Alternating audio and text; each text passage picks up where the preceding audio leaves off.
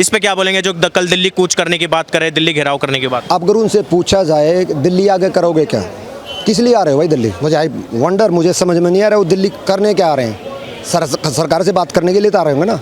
सरकार तो चंडीगढ़ में जाके उनके दरवाजे के ऊपर आप कहीं जाते हो किसी बंदे से मिलने के लिए, वो बंदा ही आपसे मिलने आ जाए, ऐसी बड़ी क्या बात होगी। तो केंद्रीय मंत्री जा रहे हैं, तीन कृषि मंत्री जा रहा है, वाणिज्य मंत्री जा रहा है, एक और जा रहा है।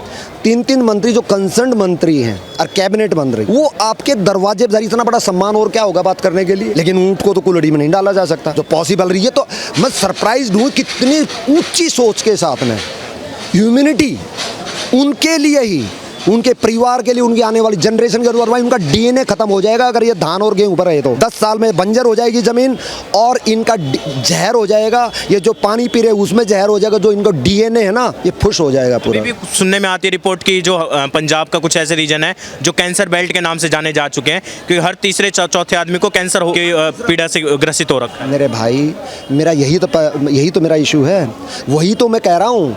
अगर ये जो सरकार ने प्रपोजल दिया है इसके कारण से अगर ये इनके मान ली जाएं तो एक तो दाल 200 रुपये किलो बिक रही है, ये गेहूँ इसका 25 रुपये किलो बिक रहा है। तो सोचो ना 8 गुना चीज़ आपको रेट किसी चीज़ के मिल रहे हैं, वो बोइए उसकी डिमांड भी हमें 1 लाख टन से ज़्यादा हमारे को जो ना कनाडा से हमारे को दालें मंगवानी पड़ी। दालें कनाडा हमारे साथ में गलती नोटंकी कर रहा है वो। तो अगर हमारे किसान अगर उस दाल को ग्रो करें यहाँ पे, तो एक तो हमारे को जो डॉलर हमारे बाहर जा रहे हैं, हमारा रुपया मजबूत होगा, हमारा देश मोर उसका सशक्त होगा, इकोनॉमी हमारी और ऊपर जाएगी। सेम टाइम आपको मांगे हुए दाम मिलेंगे क्योंकि मार्केट के अंदर दालों की स्कैर्सिटी है। लेकिन आप वो चीज बोने जा रहे हैं, भला यही बोएंगे जो कि आपके ऑलरेडी सरकार के गोदाम भरे पड़े। भाई जिस चीज की देखो डिमांड एंड सप्लाई, ये बेसिकली बिजनेस का वो होता है, ठीक है। अब ये कह रहे हैं कि जी ये अभी कल परसों 2-3 दिन के अंदर एक बड़ा अजीब नैरेटिव आ रहा है कि जी ये बात फैक्ट है कि एमएसपी को लागू नहीं किया जा सकता। बिल्कुल कोई भी ज्ञानी आकर के आए जो ना भैया उसके अंदर जो है, अगर मेरी बात सुनो, एमएसपी मान लिया गेहूँ के ऊपर मान लिया 500 रुपये क्विंटल के हिसाब से सरकार ने एमएसपी दे दी, जैसे दी वो बन गया कानून। अब हिंदुस्तान का कोई भी किसान किसी भी कोने के अंदर अगर उसको गेहूं को बोएगा तो सरकार को एक दाना खरीदना पड़ेगा, और उसके लिए आपने मान लिया 500 रुपये क्विंटल दे दिया तो उसको खरीदना ही पड़ेगा। नहीं खरीदा तो सुप्रीम कोर्ट तक सरकार को घसीट सकता है। खरीदना ही पर जो कानून है तो कानून है। तो अगर आपने उसको सारा खरीदना पड़ गया तो फिर सरकार के पास में आपकी फौज को पैसा देने के लिए, या आप ये इतने बढ़िया हाईवे बन रहे हैं, ब्रिजेस बन रहे हैं, एयरपोर्ट बन रहे हैं, मेट्रो बन रही हैं, रेलें एक से एक बन रही हैं, ठीक है। आपकी हिंदुस्तान के खुद अपने जहाज बनाने शुरू कर दिए, पनडुब्बियाँ बनानी शुरू कर दी, एयरक्राफ्ट कैरियर बनाने शुरू कर दिए हैं। आज ही एक IIT एक एम्स का आज उद्घाटन किया। कितने एम्स जो ना कांग्रेस के सरकार में पहले पंडित जवाहरलाल नेहरू प्रधानमंत्री रहे, फिर इंदिरा गांधी रही, फिर ये रहे राजीव गांधी रहे। इन्होंने राजीव गांधी तक हिंदुस्तान के अंदर एक भी एम्स नहीं बनाया था। आप सरप्राइज रहेंगे, आप कहेंगे कि आप क्या बोल रहे हैं, दिल्ली के अंदर था। दिल्ली के अंदर दिल्ली हिंदुस्तान की सरकार ने नहीं बनाया था। वो जो राजकुमारी थी कपूरथला की, वो हेल्थ मिनिस्टर थी, उन्होंने अपनी property, can you believe, she sold her own property. उसको रहने का घर नहीं था उसके पास में, और उसके क्योंकि रॉयल फैमिली से थे, उसके फ्रांस, जर्मनी और ऑस्ट्रेलिया 3 कंट्री से अपने पर्सनल रसूख से पैसे ला करके एम्स तैयार किया गया था।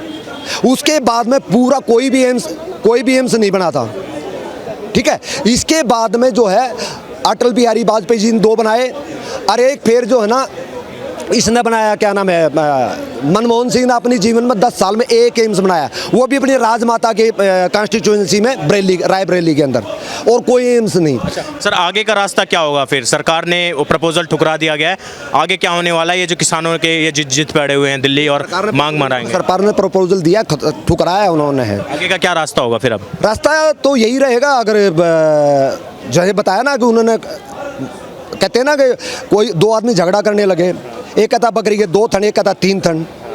जब इन देखा कि 2 थन 3 तो पूरा झगड़े की बात आ गई। 2 थन वाला बंदा बोला यार चल मैं तेरे को दिखा देता हूँ, बकरी के पास लेके गया, अपना देख 2 थन है, तो जो 3 थन बोल रहा था वो कहने लगा 3 तो तब होंगे ना जब मैं मानूंगा। तो जिस आदमी ने ये सोच ही लिया है कि नैरेटिव क्रिएट ही करना है, और इसके पीछे कुछ जो ना पॉलिटिकल पार्टीज हैं, वो गिद्ध की तरह, जब पता है ना गिद्ध जो होती है ना, जो वल्चर जो होता है, वो हमेशा जीवंत किसी भी उस पर जानवर के ऊपर अटैक नहीं करता है। वो कभी भी इवन आखिरी, ये वल्चर की एक खासियत होती है कि वो जब तक उसका आखिरी सांस ना उड़ जाए, चाहे वो जानवर भी है, वो कभी भी उसको नोचता नहीं है। ये जो पार्टियां हैं, जो कांग्रेस वगैरह ये पार्टियां जो है ना, ये इस बात का इंतजार कर रही हैं कि इनका किसानों, इसलिए बढ़ावा पीछे से आग लगा रहे हैं, पुश कर रहे हैं कि इस तरह का क्लैसेस हो और इसमें वायलेंस हो जाए, वायलेंस में 10, 20, 50 जो है ना किसान मर जाएं, बस। ये आ गया ना 4-5 दिन पहले एक वीडियो आ भी गई, रिलीज भी होगी, अगर मोदी का जो ना राम मंदिर बनने के बाद बहुत ग्राफ बढ़ गया है, उस ग्राफ को नीचे लाना है। जगजीत सिंह धल्लेवाल जो किसान नेता ने बोला, जो कि मेन लीडर है। तो सोचो, जो आदमी इस सोच के साथ है कि किसी का प्रधानमंत्री का, भैया तुम्हें MSP चाहिए, किसान लीडर बोल रहा है, तुम्हें किसी के ग्राफ से क्या लेना देना है? इसका मतलब है मामला MSP नहीं है, मामला किसानों की प्रॉब्लम नहीं है, मामला राजनीतिक है। ये तो मोदी है, मोदी को नहीं आना चाहिए, बस जो ना, ठीक है। हम मान के पूछ ले भाई हटा दो मोदी को, लेकिन मेरे को बता दो लाओगे कौन, किसको? मेरे को ऑप्शन तो दो ना। मैं कोई चीज़ कहता हूँ कि जी ये मुझे पसंद नहीं है, इसको चीज़ को हटाओ, तो हटाओगे लाओगे किस चीज़ करके बता के देखा, तो दूर दूर तक भी। यहाँ तो पाकिस्तान के लोग तो मोदी जैसा आदमी चाहते हैं, फ्रांस जो दंगे मचे उसमें मोदी चाहिए उनको, ठीक है। जहाँ से अब इसके अरब कंट्री से जहाँ से इस्लाम पैदा हुआ, वहाँ पे तो लोग उसको जो सर पे रख रहे हैं, उसके हाईएस्ट सिविलियन अवार्ड दिए जा रहे हैं उसको। और यहाँ पे पता नहीं क्या नैरेटिव, यहाँ पर नैरेटिव क्रिएट हो रहा है। अदरवाइज एज ए पर्सनल जो मेरी एक अंडरस्टैंडिंग है ज़िंदगी की, जो मैंने इतनी लाइफ में देखा है, नेता लोग देखे, ये हिंदुस्तान के लिए बहुत, हिंदुस्तान के लिए सौभाग्य है ही है, ये वर्ल्ड के लिए सौभाग्य है। रोकना चाहूँगा, आप खुद किसान हैं सर, आपने फौज में भी काम किया है, भारतीय नेवी में आपने एयरफोर्स को सर्व किया है, अभी सुप्रीम कोर्ट के लॉयर हैं। ये जो पंजाब के लोग हैं और ख़ासतौर से जो उसके वहाँ के युवा हैं, उनके अंदर ये मोदी विरोध और ये दिल्ली और ये सेंट्रल गवर्नमेंट के खिलाफ ये रोष क्यों है? मतलब जड़ क्या है, इसका कारण क्या है, ये जो बार बार मोदी जी को टारगेट करना? और कुछ ऐसी वीडियोज़ भी आ रही है कि मोदी जिंदा, पिछली बार तो जिंदा चला गया था, इस बार आएगा तो जिंदा नहीं जाने देंगे, इस तरह की बातें करना प्रधानमंत्री को लेके। तो ऐसा होता है कि जैसे भी यहाँ पे 100 आदमी खड़े हों, तो उसमें मिसक्रिएंट जो ना 1-2 जेब कतरा भी हो सकता है। तो हम ये नहीं कर सकते सारे 100 के 100 आदमी जेब कतरे। भीड़ का हमेशा जो है ना कुछ मिसक्रिएंट फायदा उठाते हैं, ठीक है। और वो बताया ना मैं, जो वो चाहते हैं, वल्चर जो चाहते हैं कि इस तरह की हरकत हो, तो इस तरह के लोग वो भड़काऊ चीज़ें बोलेंगे। लेकिन पंजाब के लोग भी इतने बेवकूफ़ नहीं है, युवा इतना बेवकूफ़ नहीं है, ठीक है। वो भी किसान हैं, वो कि no doubt there are beautiful people, ठीक है। जो पंजाब के लोग हैं बहुत ही समृद्ध जीवंत लोग हैं, ऐसी बात नहीं है।